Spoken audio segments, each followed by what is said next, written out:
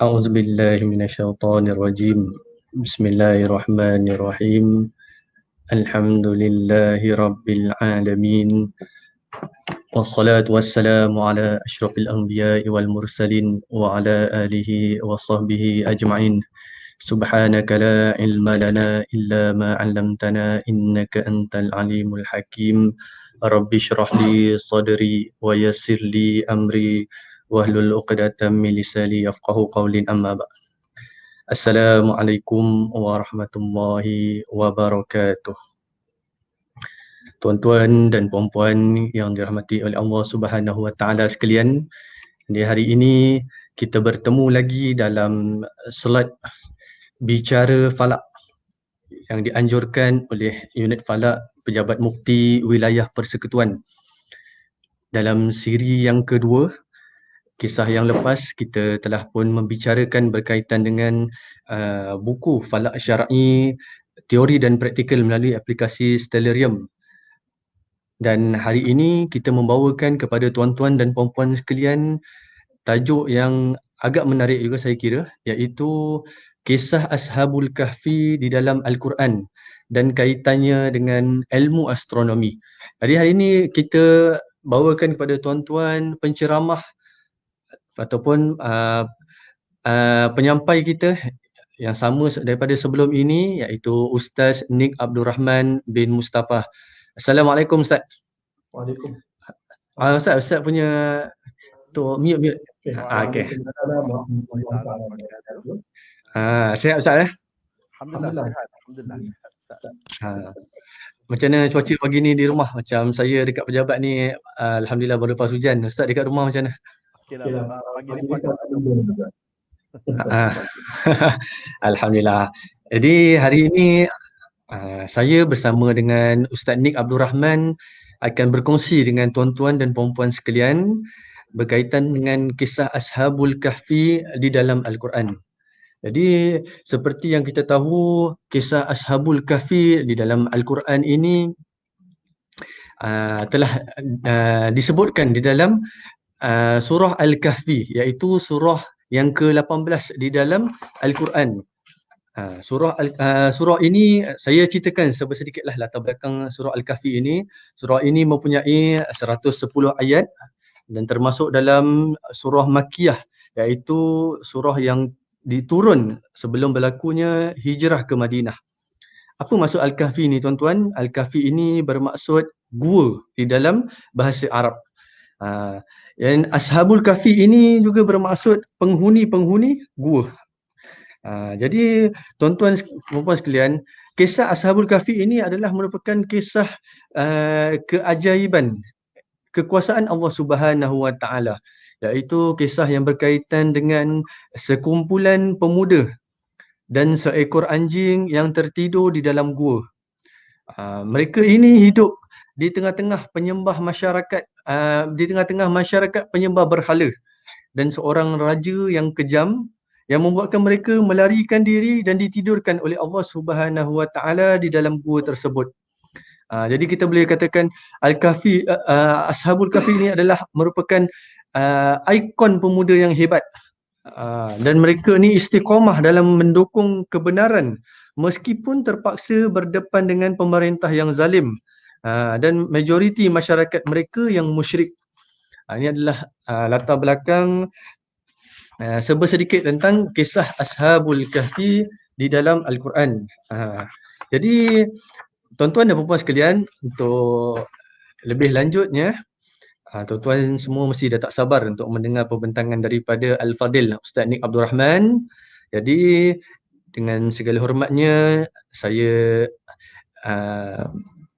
menyerahkan slot ini kepada Al-Fadil Ustaz untuk memperincikan lagi berkaitan dengan kisah Ashabul Kahfi di dalam Al-Quran dan kaitannya dengan ilmu astronomi. Tapi sebelum tu tuan-tuan dan puan-puan yang baru masuk ini, kita jemput untuk share live kita.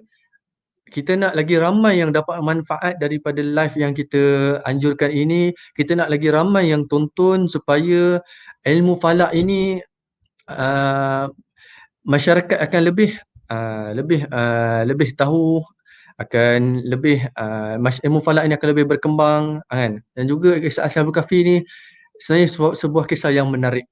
Dan juga jika terdapat sebarang soalan berkaitan dengan perbentangan yang akan dibentangkan sebentar lagi, tuan-tuan bolehlah tuliskan di ruangan komen. InsyaAllah penceramah kita akan cuba menjawab soalan yang dikemukakan oleh tuan-tuan semua. Jadi tanpa membuang masa, Al-Fadhil Ustaz, kita jemput dengan segala hormatnya, dipersilakan. Mic. Okay. Bismillahirrahmanirrahim. Alhamdulillahilladzi anzala ala 'abdihi al-kitaba wa lam yaj'al lahu 'iwaja. Qayyiman liyunzira ba'san shadidan min ladunhu wa yubashshira al-mu'minina alladhina ya'maluna as-salihat anna lahum ajran hasana makithina fihi abada wa yunzira alladhina qalu ittakhadha Allahu walada. والصلاة والسلام على أشرف الأنبياء والمرسلين وعلى آله وأصحابه ومن اهتدى بهديه إلى يوم الدين أما بعد. السلام عليكم ورحمة الله وبركاته.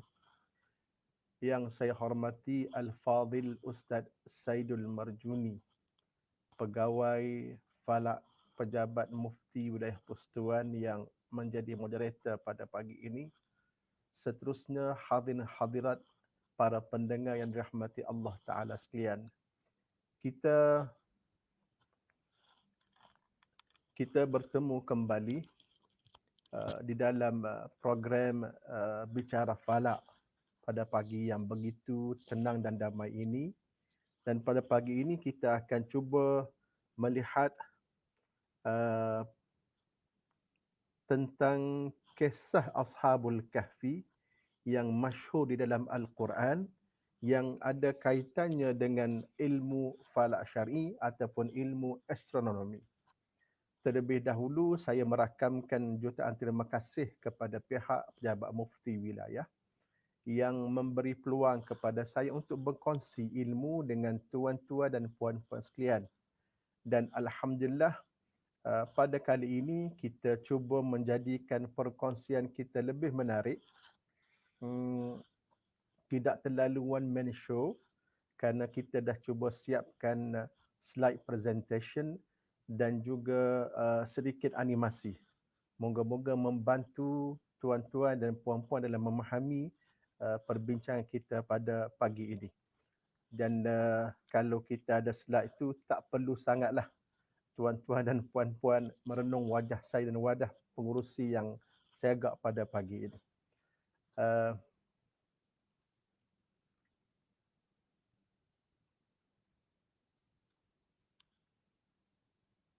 Okay.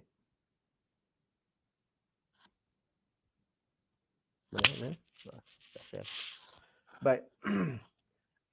Tuan-tuan dan puan-puan sekalian, perbincangan kita pada pagi ini berkaitan dengan Ashabul Kahfi. Tuan-tuan dan puan-puan mungkin pernah mendengar Ashabul Kahfi. Ustaz, sebentar saya menjelas sikit Ustaz. Ada audien kata yang mengatakan suara agak slow. Jadi mungkin Ustaz boleh upkan sikit volume suara Ustaz lah untuk. Okey, mic dekat sebelah.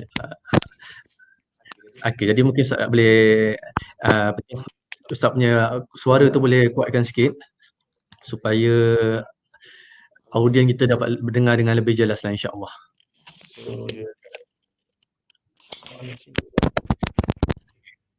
Untuk tuan-tuan, kalau penceramah punya suara dah clear, boleh komen clear supaya kita dapat supaya persembahan kita dapat diperbaiki, insya-Allah. Okey, Syed, cuba try, Ustaz. Bismillahirrahmanirrahim. Cubaan jelas dah. Okey, teruskan, Ustaz.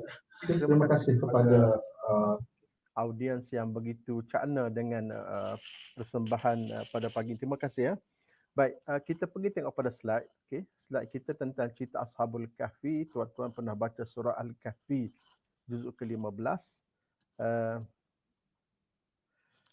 dalam surah itu ada satu ayat yang membicarakan, bukan satu ayat, kisah yang membicarakan tentang Ashabul Kahfi, di mana Allah Subhanahu wa taala berfirman, a'udzubillahi minasyaitonir rajim, am hasibta anna ashabal kahfi war raqim kanu min ayatina ajaba إذ أوى الفتية إلى الكهف فقالوا ربنا آتنا من لدنك رحمة وهيئ لنا من أمرنا رشدا فضربنا على آذانهم في الكهف سنين عددا ثم بعثناهم لنعلم أي الحزبين أحصى لما لبثوا أمدا.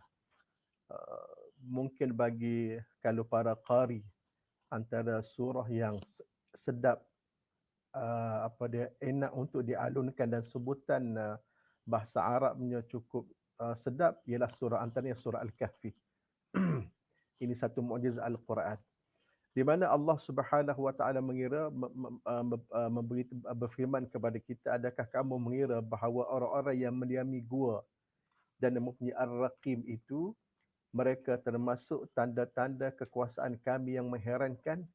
Ingatlah tatkala para pemuda itu mencari tempat berlindung ke dalam gua, lalu mereka berdoa, Rabbana, wahai Tuhan kami, berikanlah rahmat kepada kami dari sisimu dan sempurnakanlah bagi kami petunjuk yang lurus dalam urusan kami ini. Maka kami tutup telinga mereka berapa tahun dalam gua itu, kemudian kami bangunkan mereka. Okay? Kami bangunkan mereka agar kami mengetahui manakah di antara kedua golongan itu yang lebih tepat dalam menghitung berapa lama mereka tinggal di dalam gua tersebut.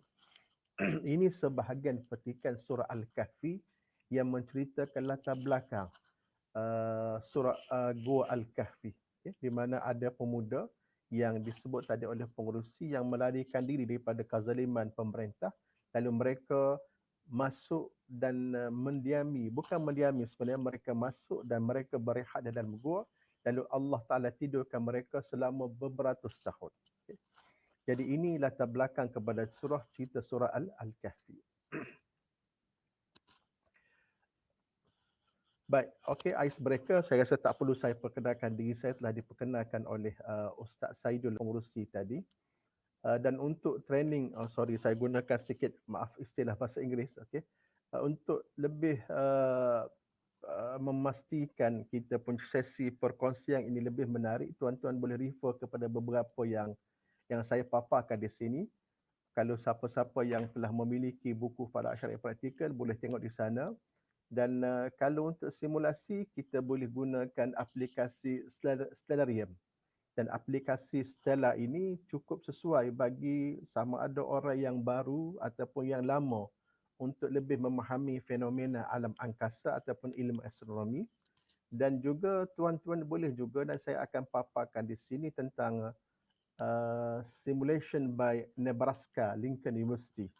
Kalau tuan-tuan pergi ke website Nebraska, dia bagi secara percuma sahaja beberapa aplikasi astronomi yang memudahkan kita untuk kita memahami ilmu falak syar'i. Dan saya juga akan cuba membuat simulasi sebagaimana kita ada penerangan dan juga soal dan jawab. Untuk memastikan learning comfort, tuan-tuan boleh rujuk ada laptop, dan kalau cantik boleh cuba gunakan Stellarium. Di samping cuba participate musyarakah dalam perkongsian kita pada pagi ini. Ini sebagai mukadimah sahaja, okey. Dan antara objektif ataupun learning outcomes kita pada pagi ini, di akhir nanti tuan-tuan dan puan-puan akan dapat mengexplain tabiat pergerakan matahari dan bulan di seluruh dunia kalau dapat, dan dapat describe, dapat gambarkan kedudukan lokasi Gua Ashabul Kahfi berdasarkan petunjuk dalam surah Al-Kahfi. Di samping itu juga, tuan-tuan dan puan-puan diharapkan dapat menganalisa elemen astronomi yang disebut dalam surah Al-Kahfi seperti perbezaan takvim hijrah dan Masihi, dan di samping memahirkan penggunaan aplikasi Stellarium. Okay, insya-Allah kita cuba setakat mana yang kita dapat mampu pada pagi ini. Baik, kita ada beberapa tajuk saya cuba pecahkan beberapa tajuk kecil perbincangan kita pada pagi ini. Tadi saya telah buatkan introduction siapakah Ashabul Kahfi. Nanti tajuk pertama selepas ini pukul 9 patut pukul 10 tersilap waktu sikit, okey. Pukul 10.20 kita akan cuba mempelajari peredaran matahari dan bulan. Kemudian kita masuk tajuk bayang-bayang, okey. Kita masuk tajuk bayang-bayang dan barulah kita masuk kepada tajuk yang ketiga, tajuk yang kemuncak perbincangan kita pada pagi ini berkenaan dengan lokasi Gua Ashabul Kahfi. Nanti di akhir kita akan buat kesimpulan. Jadi sebelum kita sampai kepada perbincangan tentang lokasi Gua Ashabul Kahfi, kita akan cuba memahami ilmu peredaran matahari dan bulan yang menjadi asas kepada perbincangan kita pada pagi ini dan juga tentang ilmu bayang-bayang. Nanti di akhir barulah kita dapat memahami bagaimana Allah Ta'ala memberi hint kepada kita kedudukan lokasi Gua Ashabul Kahfi berdasarkan petunjuk elemen astronomi yang disebut dalam surah Al-Kahfi. Dan suka saya jelaskan di sini tuan-tuan dan puan-puan sekalian, selalu orang bertanya juga kepada kita, dalam Quran ni adakah ilmu astronomi? Okay? Dalam Quran ni adakah ilmu astronomi? Okay? Kadang ilmu fiqahnya ada, ilmu tauhidnya ada. Ilmu astronomi ni ada ke tidak? Dan ataupun dengan kata lain, sains ni Al-Quran ada sebut ke tidak? Saya beritahu ke tuan-tuan dan puan-puan hari ni memang confirm, ya. Ilmu sains, khususnya ilmu astronomi, memang Al-Quran sebutkan. Dan Allah Ta'ala gambarkan kepada kita begitu jitu, begitu precisely sekali bagaimana elemen astronomi ini membantu kita dalam kita memahami khususnya antara lokasi sesuatu tempat di muka bumi.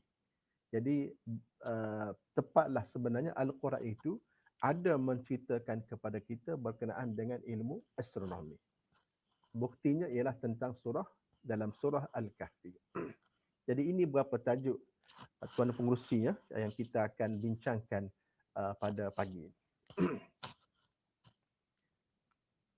Baik. Kita masuk kepada tajuk yang pertama, intro. Tadi intro telah diperkenalkan tadi dan saya jelaskan sikit lagi di sini, okey, di mana Al-Kahfi artinya gua dan Ashabul Kahfi yang artinya penghuni-penghuni gua. Al-Quran mengabadikan pengorbanan sekumpulan pemuda yang tertidur lelap di dalam gua selama 309 tahun Hijrah bersamaan dengan 300 Masihi kerana menghindari dari kezaliman penguasa. Kisah mereka diabadikan dalam surah Al-Kahfi dari bermula ayat 9 hingga ayat 26. Di mana kisah ini bukan setakat sebuah pengkisahan, bukan sebuah penceritaan, bukan sebuah pelipu lara, tapi bukti mukjizat Al-Quran menurut ilmu astronomi.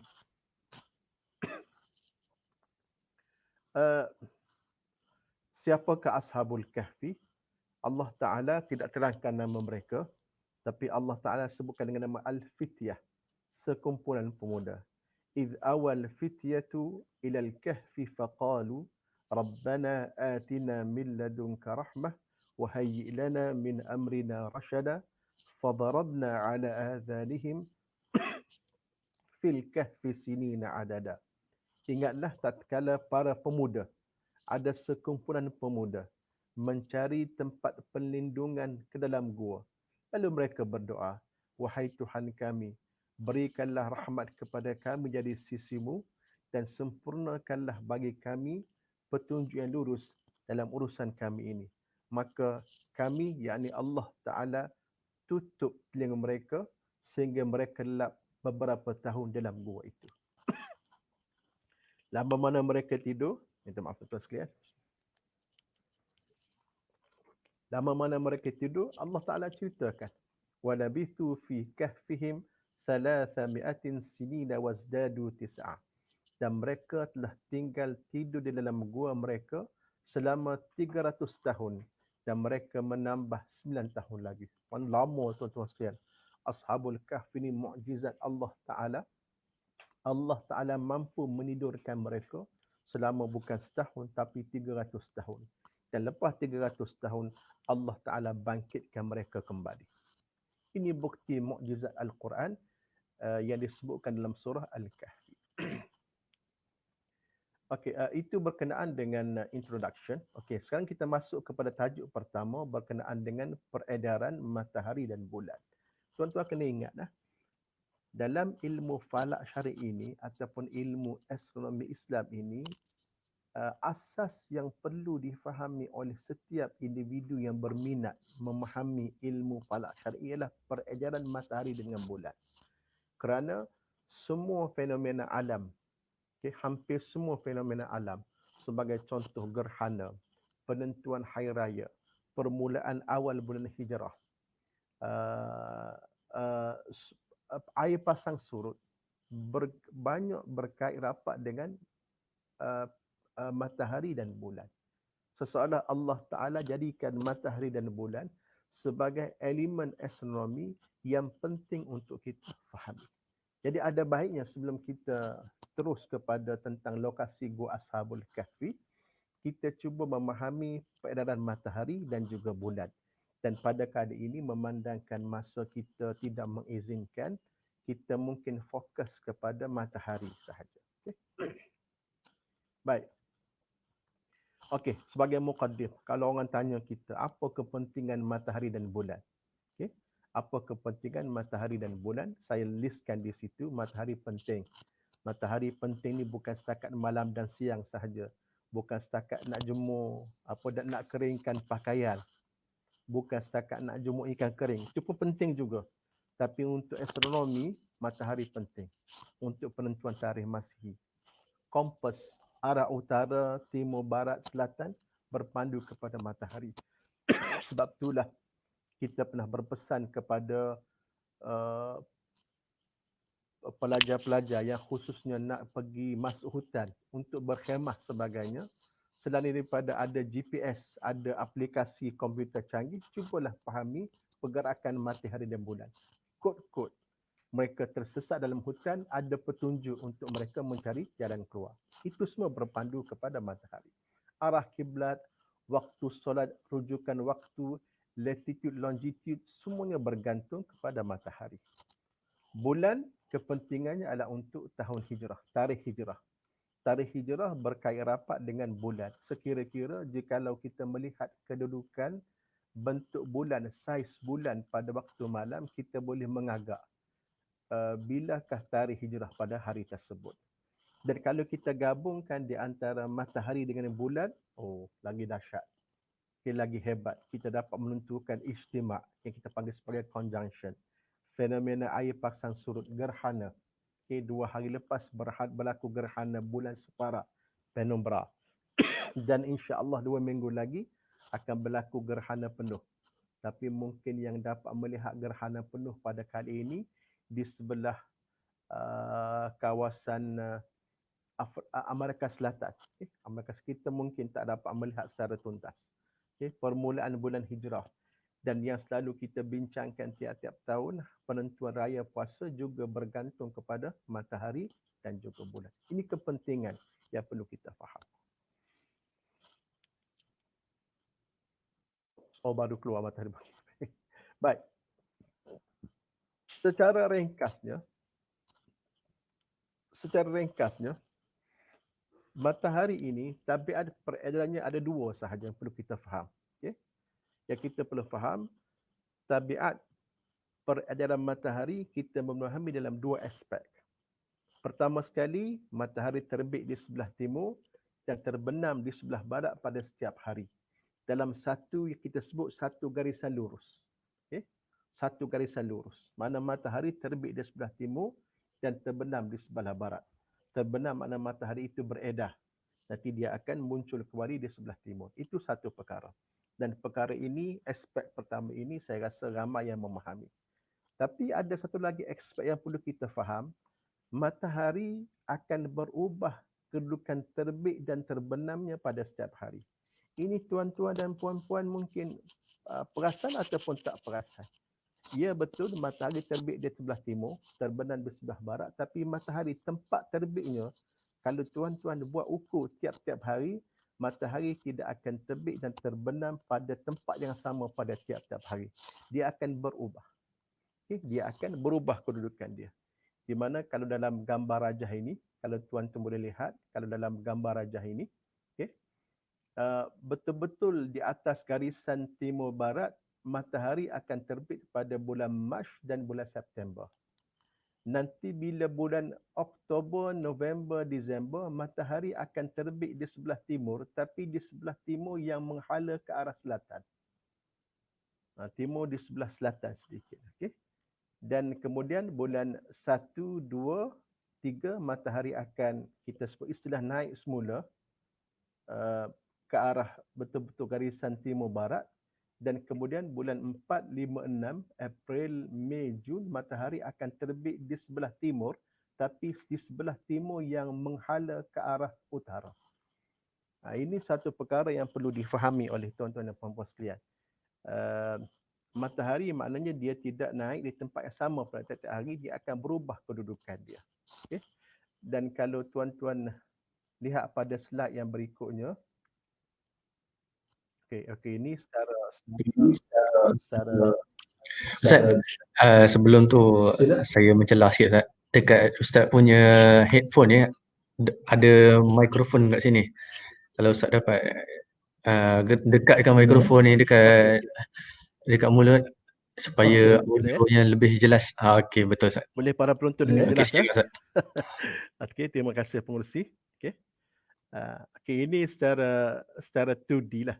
Okey, secara 2D bagaimana pergerakan naik turun matahari di sebelah timur dan naik turun matahari di sebelah barat. Mana matahari ini dia tidak naik di tempat yang sama, dia akan berubah kedudukan dia, di mana dia akan pergi sampai sebelah selatan, hampir dengan selatan pada bulan 12, dan dia akan pergi balik semula ke hujung sebelah utara pada bulan yang Jun, bulan ke-6.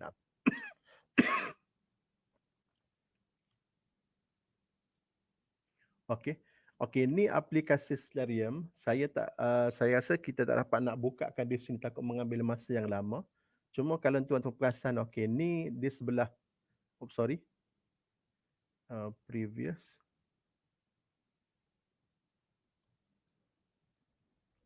Tak dapat. Okey, tak apalah. Okey. Okey, ni contoh bulan 6. Okey, bulan 6 pada bulan Jun. Okey, bulan Jun pukul pagi. Di mana tuan-tuan lihat ni betul-betul titik timur. Okey, titik timur. Tapi matahari tak naik di sini, dia naik di sebelah sini. Keser tu nampak aku Ustaz Saidul? Keser tu nampak? Okey. Dia naik di sebelah timur tapi menghadap ke arah utara. Di sini dia. Nanti matahari ini dia akan berpusing ke kanan sampailah betul-betul di atas garisan timur ataupun kita sebut 90 darjah pada bulan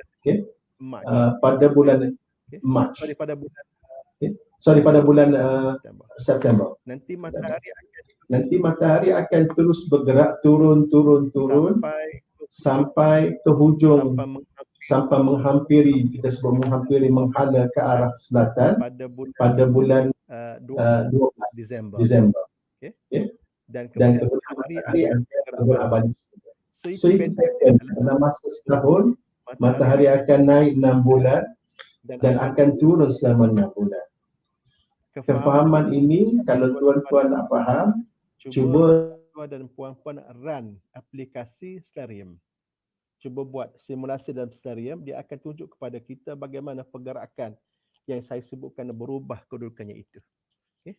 So maknanya yang perlu kita faham tentang matahari ini ialah pertama dia naik daripada timur dan turun sebelah barat, tenggelam, itu tepat, itu memang kita faham. Tapi yang perlu kita faham juga bahawa matahari ini dia berubah kedudukan terbit dia dan juga berubah kedudukan tempat terbenamnya pada setiap hari. Dia tidak akan naik di tempat dia yang sama.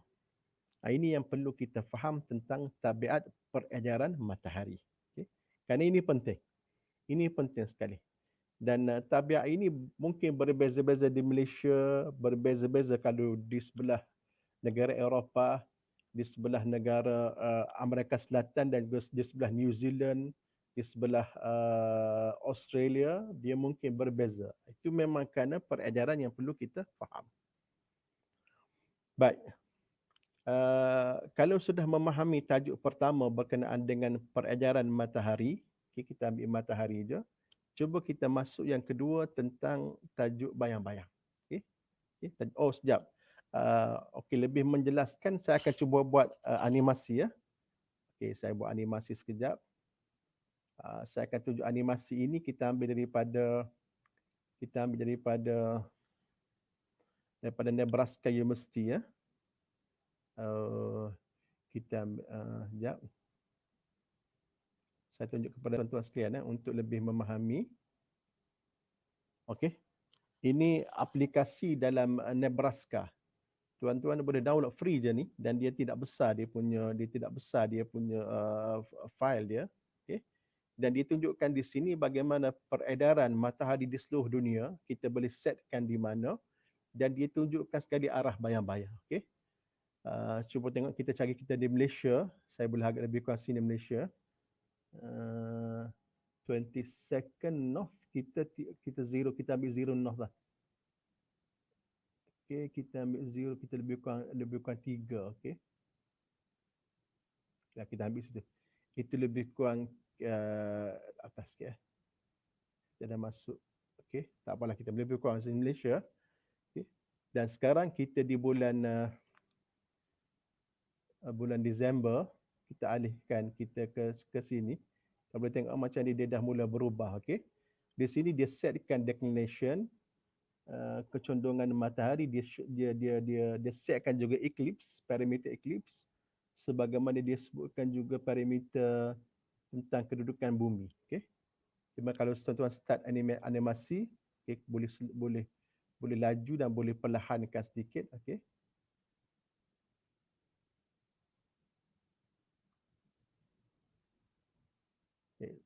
Okey. Saya gerakkan ni matahari. Kalau tuan-tuan nampak ini matahari ya. Ini kita punya meridian kita. Ini bayang-bayang, dia dah sebut bayang-bayang. Okey. Okey, cuba tuan-tuan tengok.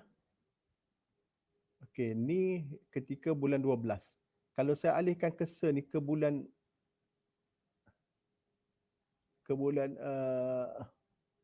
Disember, kita bulan March. Okey. West. Okey, saya palingkan sikit. Okey, saya palingkan sikit. Okey. Okey. East dengan west. Okay. Tuan-tuan boleh tengok kedudukan matahari betul-betul di atas garisan timur barat. Okey, pada bulan Mac. Tapi kalau bulan Jun,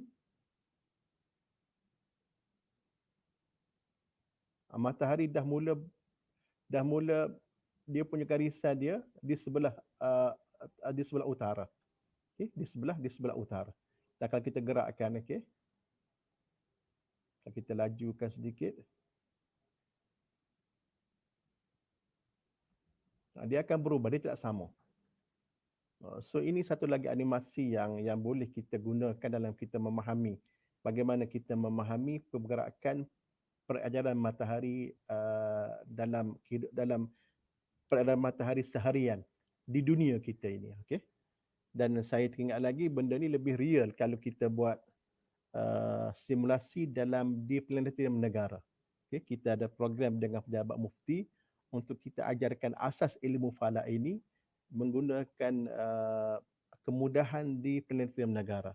Kalau tengok planetarium negara tu lagi tuan-tuan lebih mudah memahami apakah dia maksudkan dengan perubahan matahari dan bulan ini. Okay. Okay, so ni dia panggil animasi Nebraska, University Nebraska, Lincoln, Nebraska, yang tuan-tuan boleh download secara free sahaja. Okay.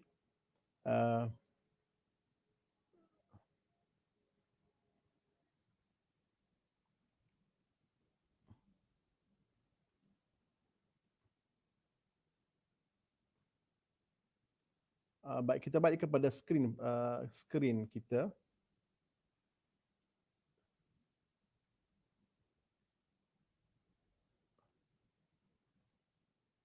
Okey.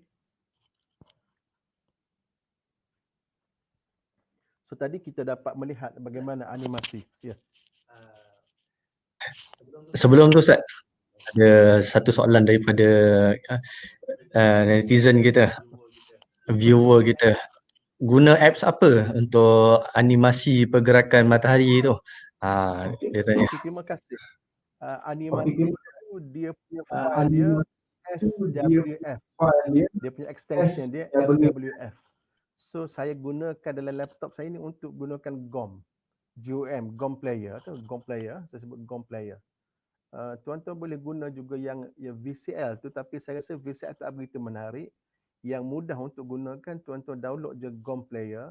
Dia soalan GOM player ni mungkin bagi orang IT dia memahami, dia bypass semua file-file animasi yang mungkin susah untuk dibuka. Tapi animasi tadi Sun Motion, dia punya extension dia SWF. Boleh ya? Baik. Okey, seterusnya, okey. Selepas kita memahami ni, kita masuk bayang-bayang, okey. Kita masuk bayang-bayang, okey.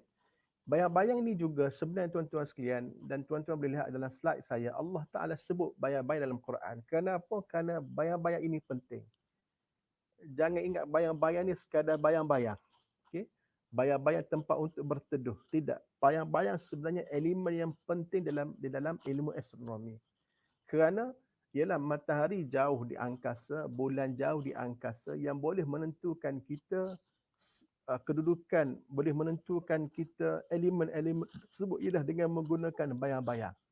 Adanya bayang-bayang sebenarnya banyak membantu ilmu astronomi dalam memahami fenomena-fenomena alam angkasa yang berlaku yang kita dapat lihat di muka bumi ini.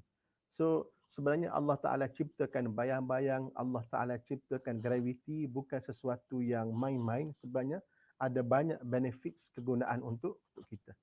Dalam Quran pun Tuhan sebut, okay, bagaimana Allah Ta'ala jadikan bayang-bayang sebenarnya ja'alna syamsa alaihi dalila. Matahari ini menjadi petunjuk, menjadi dalil kepada perubahan bayang-bayang. So bayang-bayang berkait rapat dengan matahari. Okay? Dan kalau kita melihat juga apabila berlaku peristiwa istiwa azam, okay? Matahari tegak di atas Kaabah yang berlaku 2 kali setahun, Ustaz Saidul, matahari akan tegak di atas Kaabah di mana pada hari tersebut kita dapat menentukan arah Kaabah secara tepat dengan menggunakan bayang-bayang. Okay?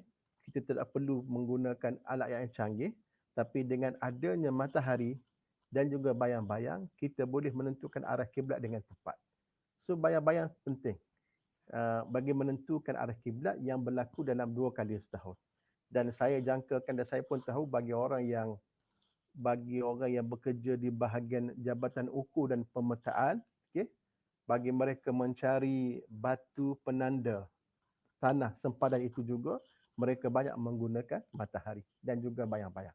So bayang-bayang ini penting, bayang-bayang ini refleks kepada kedudukan matahari. Okay, bayang-bayang ini refleks kepada kedudukan matahari. So bayang-bayang juga merupakan elemen yang penting untuk kita memahami Ashabul Kahfi. Baik. Baik, sekarang kita cuba memahami, okey, tajuk tentang di manakah lokasi Gua Ashabul Kahfi, okey. Untuk menentukan di manakah Gua Ashabul Kahfi, kita boleh merehat kepada ayat yang ke-17. Di mana Allah Ta'ala gambarkan, describe matahari, pergerakan matahari. Allah Ta'ala berfirman, وَتَرَى الشَّمْسَ إِذَا طَلَعَتْ. Kamu melihat matahari bila terbit, تَزَاوَرُ عَنْ كَهْفِهِمْ ذَاتَ الْيَمِينِ. Okay? Matahari cenderung ke kanan dari gua mereka. Bila kita berhadapan dengan gua, kita nampak matahari keluar terbit daripada sebelah kanan. Okay? وَإِذَا غَرَبَتْ. Dan apabila matahari terbenam, تَقْرِضُهُمْ ذَاتَ الشِّمَالِ. Meninggalkan mereka ke arah kiri. Mana gambaran Allah Ta'ala bagi kepada kita, iaitu apabila kita berdiri menghadap Gua Ashabul Kahfi, kita akan mendapati matahari akan naik di sebelah kanan dan akan tenggelam, terbenam di sebelah kiri. Okay. Wahum fi fajwatin min, sedangkan, okay, wawul hal, sedangkan mereka fi fajwatin min, sedangkan mereka di dalam satu lapangan gua tersebut. Okay?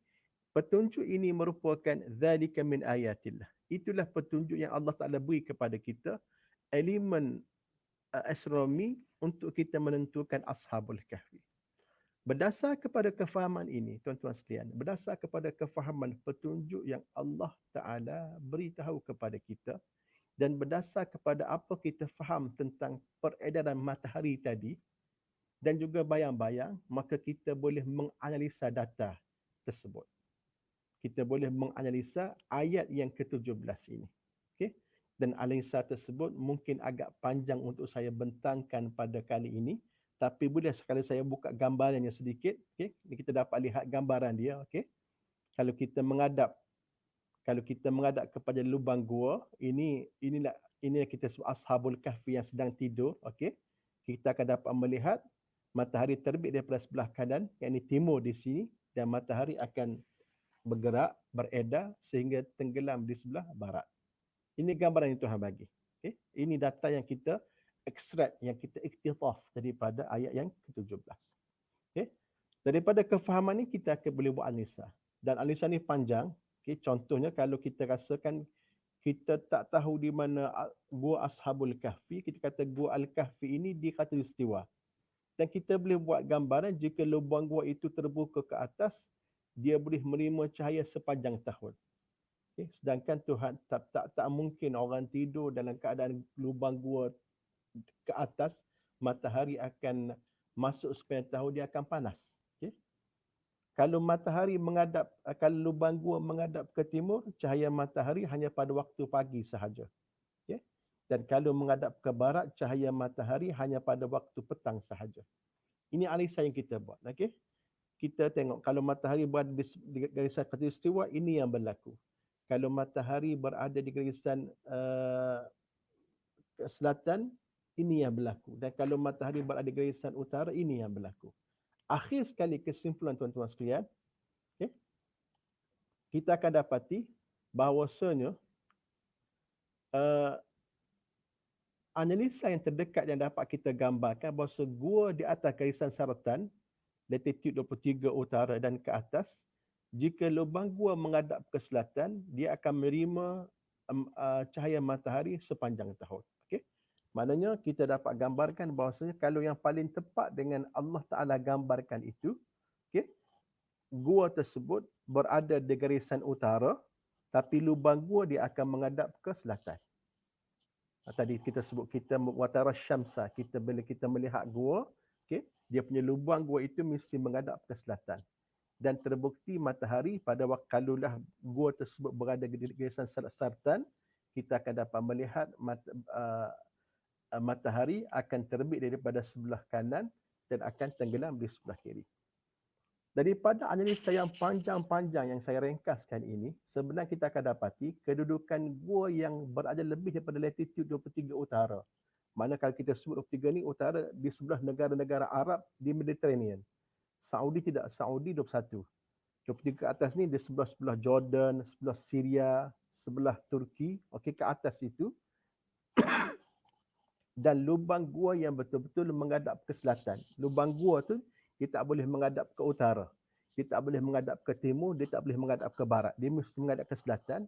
Dia akan mendapat cahaya matahari sepanjang tahun. Okay? Dan cahaya matahari yang tidak panas lah. Kalau lubang gua tu menghadap ke atas, dia akan mendapat cahaya yang mungkin sepanjang tahun, tak sesuai untuk dia berehat. Okay? Dan jika matahari condong sedikit ke arah barat dan timur, cahaya tidak akan masuk sepanjang hari. Okay? Jadi lubang gua tu betul-betul mesti menghadap ke selatan. Yang ni perlu kita kaji lah. Kalau kita pergi kepada gua Ashabul Kahfi, kita tengok dia punya lubang gua tu betul-betul menghadap ke selatan. Jikalau ini yang ada, maka inilah ciri gua yang memenuhi gua Ashabul Kahfi. Okay? Dia mesti begitu. Dia tak boleh berada di sebelah New Zealand, di sebelah hemisfer selatan. Dia tak boleh berada di sebelah Australia, dia tak boleh. Dia mesti berada di sebelah utara daripada khatulistiwa, mana ke utara daripada Malaysia, dan lubang gua mesti menghadap ke arah selatan. Barulah tepat dengan maksud yang Allah Ta'ala gambarkan tadi. Okay? Jadi maknanya kalau kita tak tahu di mana lokasi gua Ashabul Kahfi, kita boleh mencari di manakah gua tersebut berdasarkan petunjuk yang Allah Ta'ala tunjukkan kepada kita dalam surah Al-Kahfi ini. Hasil kesimpulannya, okey, cuba tengok di sini, okey. Dia tak boleh, ini garisan kalau kita buat ni bumi, okey. Dia mesti berada di garisan atas ni. Okey, di garisan atas ini. Okay. Malaysia di sini. Tak mungkin berada di Malaysia. Tak mungkin berada di India. Tak mungkin berada di sebelah Amerika Selatan. Tak mungkin. Dia mesti berada di sebelah garisan 23 atas ini. Okay. Di sebelah atas ini. Di sebelah garisan saratan ataupun 23 utara. Okay. So kalau kita melihat sebenarnya, kalau kita apa yang ditemui sekarang ini, lokasi-lokasi Gua Ashabul Kahfi memang berada di sebelah atas. Di sebelah utara. Tidak ada orang boleh mendakwa Gua Ashabul Kahfi berada di khatulistiwa ataupun berada di hemisfer selatan. Tidak. Gua Ashabul Kahfi mesti berada di sebelah utara. Dan setakat hari ini, ada 3 dakwaan Gua Ashabul Kahfi. Pertama di Jordan, ini gambar dia. Ini gambar di Jordan, ini gambar Ashabul Kahfi di Jordan. Okay. Ini pintu gua katanya. Okay. Jadi benda ni tuan-tuan boleh analisa dengan berpandukan pergi ke tempat gua, cuba tengok mana matahari naik sebelah mana, turun sebelah mana, ke arah mana pintu gua tersebut. Adakah tepat betul-betul menghadap utara. Okay. Di sini pun kalau tuan-tuan tengok dia punya bayang-bayang pun tuan-tuan dah boleh agak. Sebab bayang-bayang memberi panduan kepada kita arah. Okay. Okay, ini gambar gua Ashabul Kahfi di Jordan. Okay. Ini di Turki. Di Turki. Setakat ini ada 3 dakwaan Ashabul Kahfi. Satu di Jordan, satu di Syria dan satu di Turki. Yang mana tepat itu bergantung analisa falak yang tuan-tuan boleh buat sendiri bila tuan-tuan mengunjungi Ashabul Kahfi ini satu hari nanti. Okay.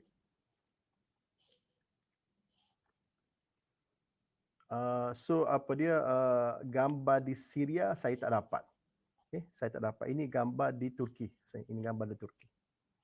Jadi apa yang saya nak beritahu tuan-tuan sekalian, kesimpulan kita, okey, apa yang beritahu sekalian, maknanya betapa Allah Taala, hebatnya Allah Taala, agungnya Allah Taala dengan memberi gambaran peredaran matahari dan juga cerita ilmu bayang-bayang, kita boleh menentukan lokasi sesuatu tempat tersebut. Okay, kita boleh menentukan lokasi tempat tersebut. Dan apabila kita perhatikan kepada lokasi Gua Al-Kahfi, walaupun ada 3 tempat dikatakan, tetapi ketiga-tiga tempat tersebut menepati gambaran yang Allah Ta'ala tunjukkan dalam surah Al-Kahfi. Kerana apa? Kerana adanya elemen astronomi itu cerita bayang-bayang dan juga cerita matahari. Bahkan pada hari ini tuan-tuan sekalian, kalau saya dapat relatekan, kalau tuan-tuan melihat saya langsung perlawanan bola sepak, pengurusi bola sepak, EPL sebagai contoh kan, yang live bukan rakaman, okey. Kalau tuan-tuan tak dapat, mungkin tak tahu di mana tempat tersebut, tuan-tuan boleh tengok kepada bayang-bayang. Okay. Boleh tengok kepada bayang-bayang dan boleh kira dengan ketinggian pemain, tuan-tuan boleh agak di manakah lokasi tempat berlangsungnya perlawanan tersebut. Hanya dengan berpandukan kepada matahari dan juga bayang-bayang. Inilah sebenarnya ilmu astronomi yang perlu kita kaji dan perlu kita faham. Hanya Allah Ta'ala sebutkan dengan matahari dan juga dengan bayang-bayang. Jadi saya rasa setakat itulah pengurusi perkongsian yang boleh saya minta maaf, yang dapat saya utarakan pada pagi ini berkenaan dengan Gua Ashabul Kahfi. Panjang lagi cerita sebenarnya, tapi saya buka mungkin tuan-tuan semua boleh memahami kepentingan sebenarnya ilmu astronomi yang Allah Ta'ala sengaja ungkapkan di dalam Al-Quran. Mudah-mudahan dia akan menjadi kebaikan buat kita bersama. Aqulu qawli hadha wa astaghfirullahal azim. Wallahu a'lam.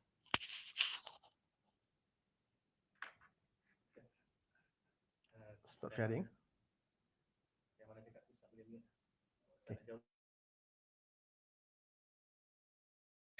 Okey, Alhamdulillah tuan-tuan dan puan-puan sekalian.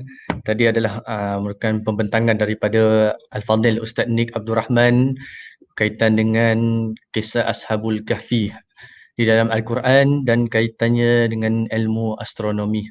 Jadi kita ada menerima beberapa buah soalan, kan? Beberapa buah soalan daripada viewer kita. Pertamanya daripada Ustaz Latif, Ustaz Latif Ibrahim. Setiausaha Persatuan Ahli Falak Negeri Selangor ni. Orang otai falak. Beliau bertanya, pintu gua Al-Kahfi menghadap utara atau selatan? Tadi Ustaz Nik cakap tentang lubang gua. Lubang gua menghadap ke selatan, kan? Jadi Ustaz Latif dia tanya tentang pintu pula. Pintu gua Al-Kahfi ni menghadap utara ataupun selatan. Lokasi sebenar dari 15 negara yang mendakwa lokasinya di tempat mereka. Tadi Ustaz Nik ada cakap ada 3 lokasi kan, Jordan, Syria dan juga Turki. Mana sebenarnya Ashabul Kahfi ni, kan? Dan yang ketiga soalan dia merujuk kepada ayat 19. Sebab apa digunakan pertanyaan kam labistum, bukan kam labisna. Kalau boleh saya bacakan sikit ayat ke-19 surah Al-Kahfi. A'udzubillahi minasyaitonirrajim. Wa kadzalika ba'atsnahum liyatasaalu bainahum qala qailum minhum kam labistum qalu labisna yawman aw ba'da yawm. Maksudnya, dan demikianlah pula kami bangkitkan mereka yakni dari tidurnya supaya mereka bertanya-tanyaan sesama sendiri. Salah seorang di antara mereka bertanya, berapa lamakah kamu tidur? Yakni sebahagian daripada mereka menjawab, kita telah tidur selama sehari atau sebahagian dari sehari. Persoalannya, labistum. Kenapa guna perkataan labistum? Berapa lamakah kamu tidur? Bukan labisna, kami tidur, kan? Ada 3 soalan daripada Al-Fadhil Ustaz Latif. Jadi kita silakan Ustaz Ni Abdul Rahman untuk menjawab.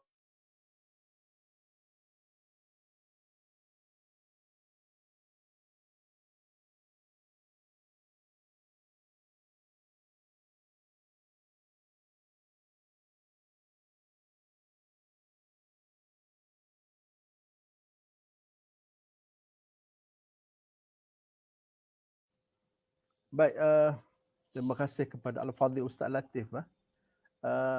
Apabila soalan pertama, lubang gua menghadap ke selatan ataupun utara, berdasar kepada analisa yang kita buat, kefahaman kita buat, ijtihad yang kita buat, apa yang Allah Ta'ala akan ceritakan itu, memang lubang gua mesti menghadap ke selatan. Mana gua berada di sebelah utara, tapi dia menghadap ke selatan. Sebab kalau gua tersebut dia menghadap ke utara, dia tidak akan mendapat matahari, cahaya matahari langsung. Dan mungkin tempat tu sejuk dan mungkin tempat tu gelap. Dia mesti menghadap ke arah selatan supaya cahaya matahari dapat masuk ke arah gua tersebut. Jadi ini analisa yang kita buat. So lubang gua mesti menghadap ke utara, ke selatan. Adapun dakwaan yang saya tahu ada 3 sahaja. Apa yang saya tahu ada 3 negara, 3 tempat yang dikenal pasti sebagai Gua Ashabul Kahfi, iaitu di Jordan, di Syria dan juga di Turki. Saya tidak perasan ada sampai 15 buah negara yang mendakwa ada Gua Ashabul Kahfi, sebab kat mana lagi 15 buah negara Arab ada berapa je. So yang saya tahu Gua Ashabul Kahfi ini yang didakwa ada 3 tempat di 3 buah negara itu. Yang ketiga berkenaan dengan qalu labithna aw labithtum ini. Labithtum makna kamu, berapa lama kamu mendiami. Labithna, kami mendiami. So di Ustaz Latif bertanya tentang dhamir muttasil di situ. Yang ni saya serahkan kepada tafsir lah. Saya serahkan kepada tafsir. Mengapa disebut labithtum dan mengapa tidak disebut labithna. Tapi mungkin kalau lihat kepada siyaqul ayah tadi, lebih seseorang bertanya. Bertanya, qala qailun minhum kam labithtum. Ada ramai-ramai itu dia tanya, kamu semua berapa lama tidur? Itu lebih kepada siyaqul, kita panggil nak kata siyaqul balaghah, tidak siyaqul ayah. Tapi apapun wallahu alam, saya serahkan kepada pandangan tafsir lah. Wallahu a'lam. Allah. Okey Ustaz. Kita ada lagi soalan daripada Haji Sukiman Sangat. Ni pun orang kuat Persatuan Ahli Falak Negeri Selangor ni. Bendahari Ahli Falak Negeri Persatuan Ahli Falak Negeri Selangor Haji Sukiman. Dia tanya, Assalamualaikum Ustaz. Ikut terjemahan dan mereka menambah 9 tahun lagi. Siapa mereka ya Ustaz? Kalau kita boleh tengok dalam surah Al-Kahfi ayat ke-25 kan. A'udzubillahi minasyaitonirrajim walabisu fi kahfihim salasami'atin sinina wazdadu tis'a. Maksudnya dan mereka telah tidur dalam gua mereka selama 300 tahun dan Allah Subhanahu Wa Taala menambah lagi 9 tahun.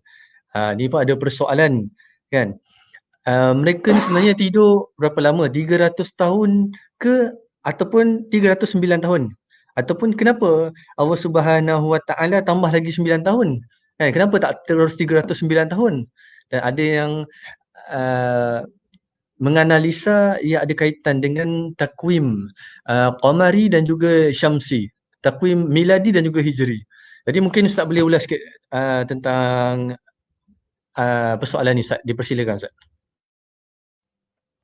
Baik, terima kasih kepada Tuan Haji Sukiman berkenaan dengan terjemahan siapa mereka tu. Wazdadu tis'a, wazdadu, dan mereka menambah. Yang ni boleh rujuk kepada tafsir. Ada beberapa pendapat ulama di situ. Okey, siapakah mereka? Ada mereka menyebut Ashabul Kahfi, ada yang menyebut sebagai penduduk ataupun pemerintah yang menambah 9 di situ. So yang tu kita serahkan kepada bahagian tafsir. Siapakah dia maksudkan dengan mereka? Tapi yang lebih menarik ialah mengapa 9? Okey. Mengapa 9? Mereka mendiami selama 300 tahun. 300 sinin wazdadu tis'ah, dan kana 9. Di sini ulama mengkaji dan ulama membuat suatu pengiraan dan mendapati sebenarnya 300 dan mereka menambah 9, seolah 9 ditambah 300 menjadi 309. Apa kaitan 300 dengan 309? Apabila dia buat pengkajian, para ulama mendapati bahawa sebenarnya 300 itu 300 kalau berdasar kepada tarikh Masihi, kiraan pada takwim Masihi. Dan kalau 309 ialah berkaitan dengan kiraan berdasarkan takwim Hijri. Kerana kita tahu bahawasanya peredaran matahari dengan bulan lebih singkat berbanding dengan matahari. Bulan lebih singkat, bulan 29 hari lebih berbanding dengan matahari. Di mana seseolah dalam satu tahun, kalau kita bandingkan tahun Masih dengan tahun Hijrah, lebih kurang ada 11 hari perbezaan antara tarikh tersebut. Dengan kata lain, satu tahun berdasar pada takwim Masih 365 hari, kalau berdasar kepada takwim Hijrah 354 hari. Dan kalau kita campur-campurkan, bermakna 30 tahun tarikh Masih bersama 31 tahun tarikh Hijrah. Dan kalau kita sampai 300 tahun, bermakna 309 tahun Hijrah. Jadi di sini ulama kita mendapati seseolah Allah Subhanahu Wa Taala memberitahu kepada kita satu lagi aspek astronomi yang disebut dalam surah Al-Kahfi ialah perbezaan antara kiraan peredaran takwim Masihi berbanding dengan takwim Hijrah. Wallahu a'lam.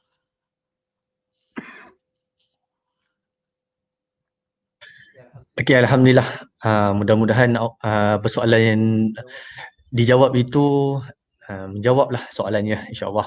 Jadi tuan-tuan dan puan-puan sekalian, kita buka lagi soalan. Jika ada viewer, penonton yang ingin bertanya, boleh ajukan di ruangan komen 2 soalan yang terakhir sebelum kita menutup sesi bicara falak kita ini. Tulis di ruangan komen dan kita akan insya-Allah kita akan cuba jawab. Okey Ustaz, ada satu lagi Ustaz soalan. Sebelum tu Ustaz boleh mutekan mic Ustaz. Okey, ada satu lagi soalan yang ni bukan daripada ruangan komen tapi ada orang bertanya, Ustaz sebenarnya berapakah bilangan Ashabul Kahfi ni Ustaz? Ada orang cakap 5 orang, termasuk anjing ni 6 orang. Mungkin tapi ada orang kata, ada pendapat yang berkata 7 orang, seperti dalam pintu-pintu gua dalam yang gambar yang Ustaz tunjukkan tadi dekat Jordan, 7 kan, 7 sleepers, 7 orang, pendapat yang masyhur lah. Tapi ada yang kata lagi mungkin 3 orang kan. Sebenarnya berapa jumlah pemuda Ashabul Kahfi ni? Jadi mungkin Ustaz boleh jawablah persoalan ni, dan juga mungkin boleh kaitkan dengan surah Al-Kahfi ayat ke-22 di dalam Al-Quran, Ustaz. Jadi dipersilakan, Ustaz.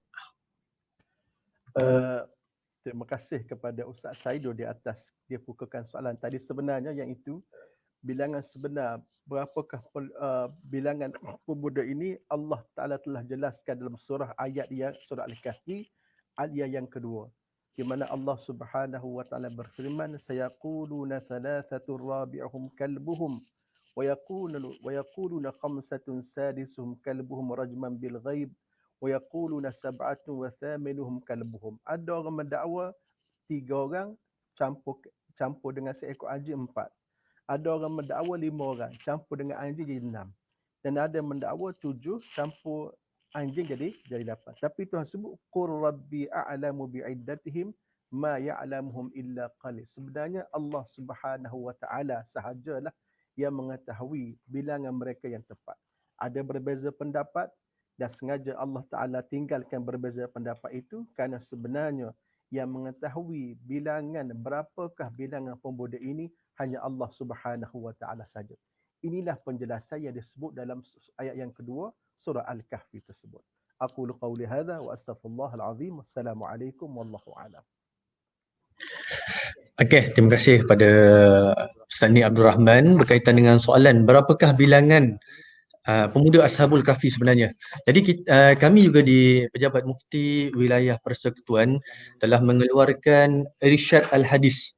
Irsyad Al-Hadis berkaitan dengan kisah dan bilangan Ashabul Kahfi. Tuan-tuan boleh buka di dalam laman web Pejabat Mufti Wilayah Persekutuan, boleh pergi kepada Irsyad Al-Hadis siri ke-50. Kita telah kupaskan berkaitan dengan kisah dan bilangan Ashabul Kahfi. Dan juga boleh saya bacakan di sini pendapat ulama berkaitan dengan bilangan Ashabul Kahfi ini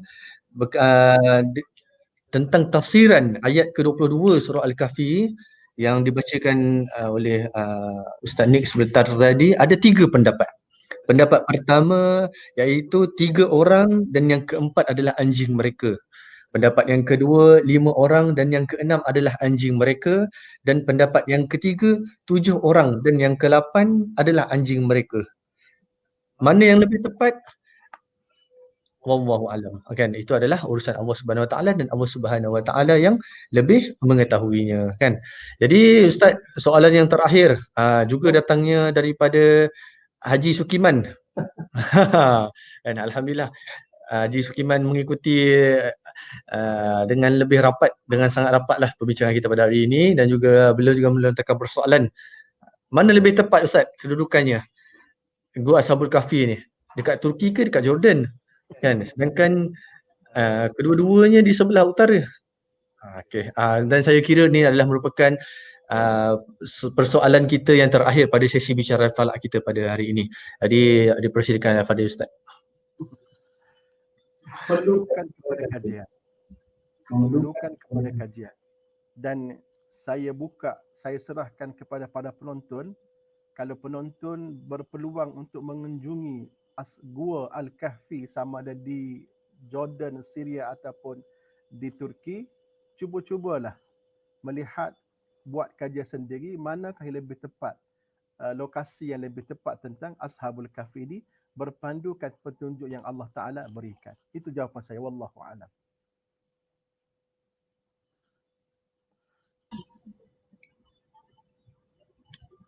Jadi alhamdulillah tuan-tuan dan puan-puan sekalian, kita telah pun melangsungkan sesi bicara falak kita dengan tajuk kisah Ashabul Kahfi di dalam Al-Quran dan kaitannya dengan ilmu astronomi, yang kita jemput khas Al-Fadil Ustaz Nik Abdul Rahman yang merupakan ahli jawatan kuasa falak wilayah persekutuan dan juga ahli jawatan kuasa melihat anak bulan wilayah persekutuan untuk mengupaskan tajuk ini.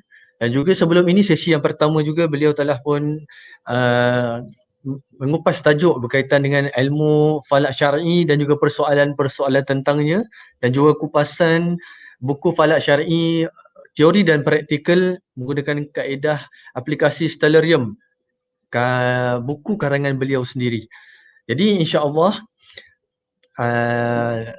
pada sesi yang ketiga pada minggu hadapan, insya-Allah 8 hari bulan Disember, kami akan menjemput Encik Syahrin bin Ahmad. Encik Syahrin bin Ahmad dia juga merupakan ahli jawatan kuasa falak wilayah persekutuan untuk mengupaskan tajuk yang lain juga. Dan saya pasti insya-Allah akan juga tajuk yang menarik, dan kita jemput tuan-tuan untuk terus mengikuti kami dalam sesi bicara falak, anjuran unit falak pejabat mufti wilayah persekutuan. Mudah-mudahan ilmu falak ini terus berkembang, ilmu falak ini terus maju, dan juga rakyat Malaysia terus dapat memupuk minat terhadap ilmu falak ini, dan juga sebarang, jika terdapat sebarang persoalan bolehlah utarakan di dalam Facebook Pejabat Mufti Wilayah Persekutuan, dan kita akan cuba untuk menjawabnya lah, insya-Allah. Jadi Ustaz, kami daripada unit falak Pejabat Mufti Wilayah Persekutuan mengucapkan berbanyak-banyak terima kasih di atas kesudian Al-Fadil Ustaz untuk menyampaikan, berkongsi ilmu tentang ilmu falak astronomi ini kepada kami dan juga kepada rakyat Malaysia sekalian. Jadi saya sebagai moderator atau pengurusi majlis, mohon ampun dan maaf sekiranya terdapat kekurangan berkaitan dengan penyampaian ataupun kualiti audio ataupun kualiti video live kita sebentar tadi. Mudah-mudahan apa yang baik datang daripada Allah Subhanahu Wa Taala dan tuan mendapat manfaat daripadanya, dan segala yang lemah itu datang pada diri saya sendiri. Aku qauli hadza, astaghfirullahalazim. Assalamualaikum warahmatullahi wabarakatuh.